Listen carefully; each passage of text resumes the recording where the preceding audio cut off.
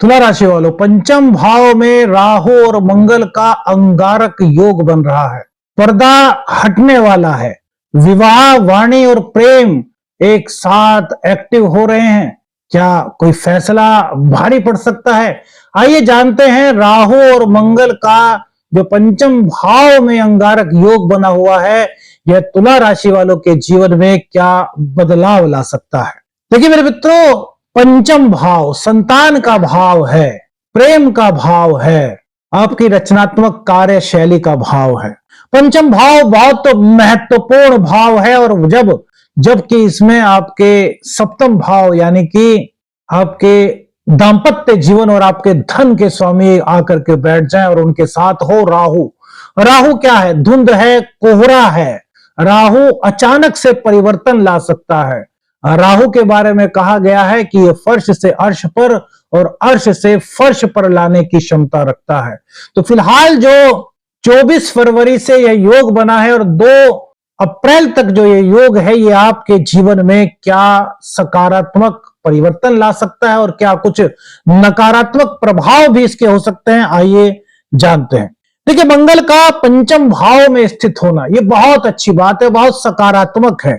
संतान की तरफ से, बुद्धि की तरफ से बहुत अच्छी चीज है। बुद्धि में आपकी एकदम से, इसको कहते हैं कि बुद्धि का विकास होना। मंगल हर चीज में प्रकाश भरता है, मंगल ऊर्जा भरता है।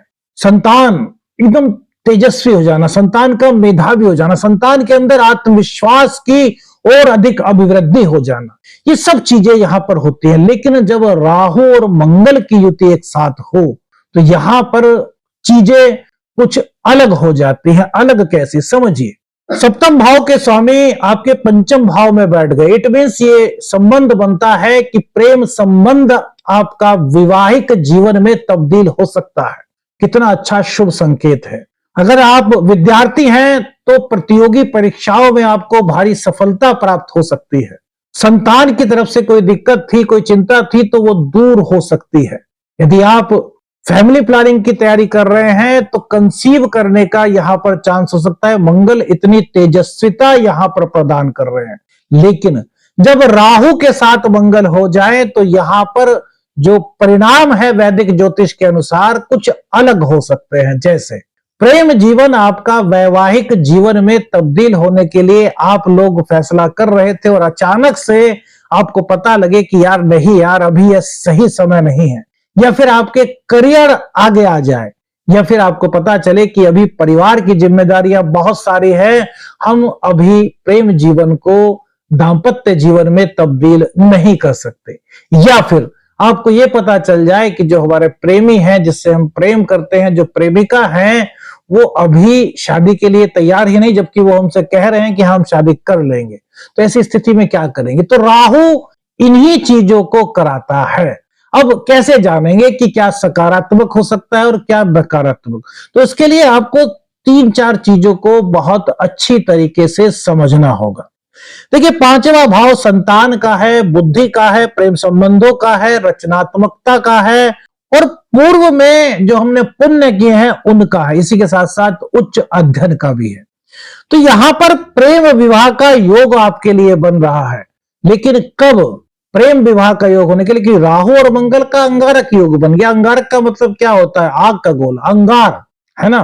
तो अंगार बन गया। तो हमें अंगार किससे उत्पन्न होता है भाई? हमें जब गुस्सा आता है तब हम क्रोधित होते हैं और तभी तो कहते हैं कि यार ये तो अंगारे की तरह उबल रहा है। तो हमें अंगारे की तरह नहीं उबलना, हमें क्रोध से दूर रहना। यदि आप अपने जीवन में इस वक्त क्रोध को अपनाते हैं तो ये प्रेम जीवन के लिए आपके बिल्कुल अच्छा नहीं कहा जा सकता। लेकिन यदि आप शांत हैं, आप उदारता दिखाते हैं, आप क्रोध नहीं करते, तो आपका प्रेम जीवन परवान चढ़ सकता है और ये दाम्पत्य जीवन में भी तब्दील हो सकता है।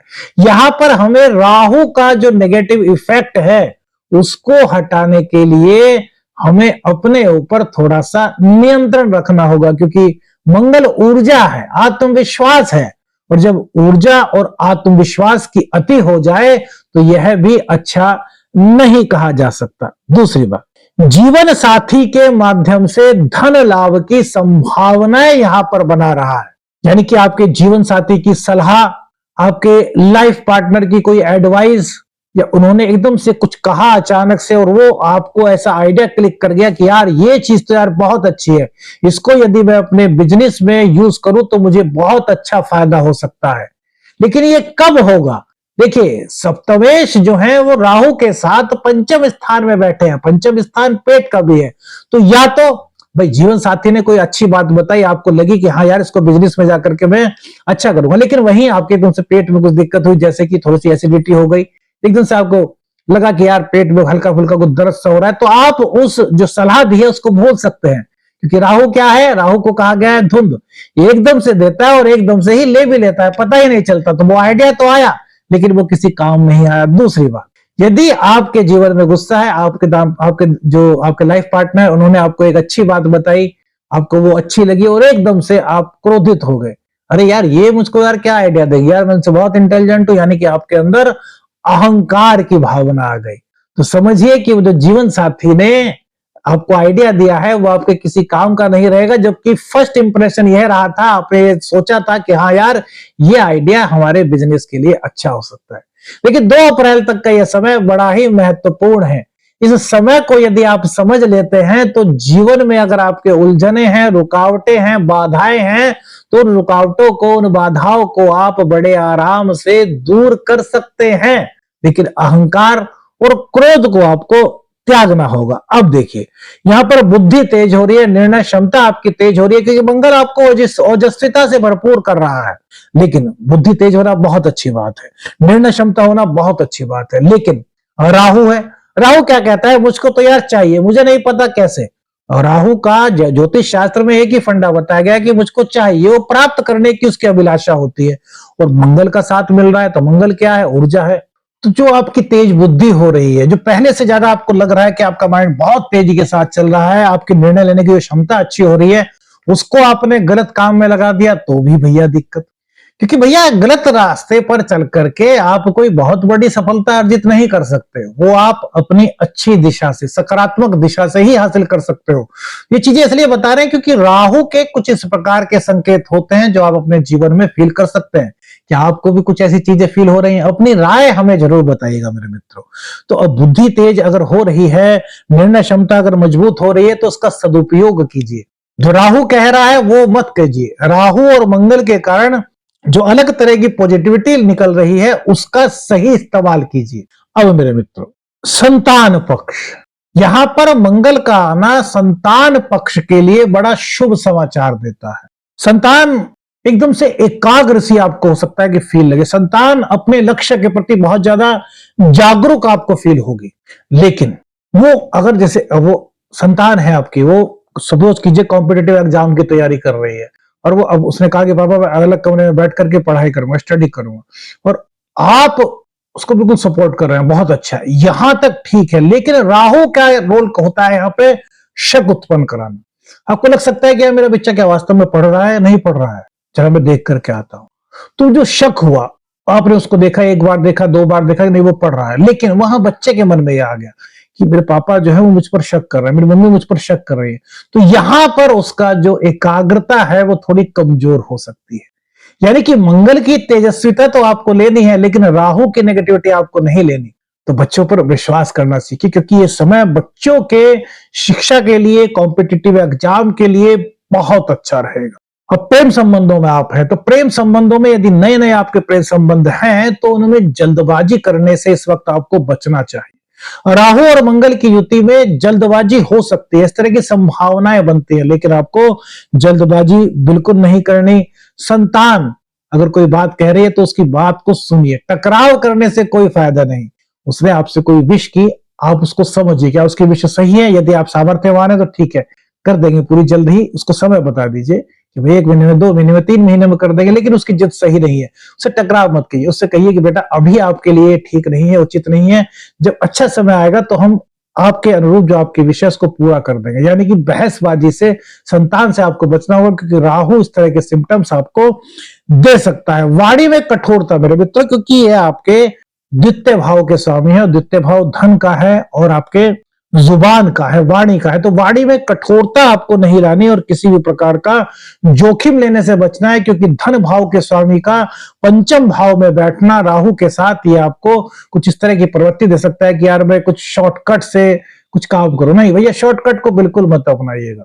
टेक्निकल डिजिटल फील्ड में बहुत अच्छी सफलता के योग बना रहा है। राजनीति में आपके लिए बहुत अच्छा समय इस वक्त हो सकता है। कुछ आमदनी के नए साधन आपके बन सकते हैं। लेकिन मेरे मित्रों, गलत निवेश करने से आपको यहां पर बचना चाहिए। जोखिम भरा कोई भी वित्तीय निर्णय आप इस गोचर काल के दौरान न लें। और पारिवारिक विवाद यानी कि वाणी की कठोरता मत करें। परिवार में विवाद को टालने का प्रयास करें। यदि कुछ कहासुनी हो जाती है तो उसको भी शांति से हल करने का प्रयास करें। यही मंगल का सबसे बड़ा आपके लिए वरदान है। और यदि आप राहु और मंगल में से राहु की चीजें, राहु क्या है कि मुझको चाहिए, वो समझने नहीं देता, वो तो बस गुस्सा करा देता है कि नहीं भैया जो मैं कह रहा हूं वो सही है। तो इसलिए आपको इन चीजों पर नहीं जाना। यह योग मेरे मित्रों धन और प्रेम दोनों में आपके लिए लाभकारी हो सकता है, बशर्ते गुस्से से बचना है, अहंकार से बचना है, भ्रम से बचना है, गलत निर्णय नहीं लेने और भावनात्मक अस्थिरता को अपने ऊपर किसी भी हालत में आपको हावी नहीं होने देना और जल्दबाजी बिल्कुल नहीं करनी। तो यह गोचर आपके लिए शुभ परिणाम के संकेत दे रहा है। अब क्या उपाय कर सकते हैं जिससे कि इस योग के कारण अगर कुछ नेगेटिविटी बन रही है तो वो दूर होने में हमें मदद मिल सके। तो क्या सरल ज्योतिषीय उपाय है मेरे मित्रों? मंगलवार को हनुमान जी के मंदिर में जाकर के एक दीपक में 2 लौंग डाल करके दीपक प्रज्वलित करें और हनुमान जी के जो बायां पैर होता है उस पर थोड़ा सिंदूर लेकर के अपने माथे पर तिलक करें। आदेश आदेश रख निरंजन। हर हर महादेव।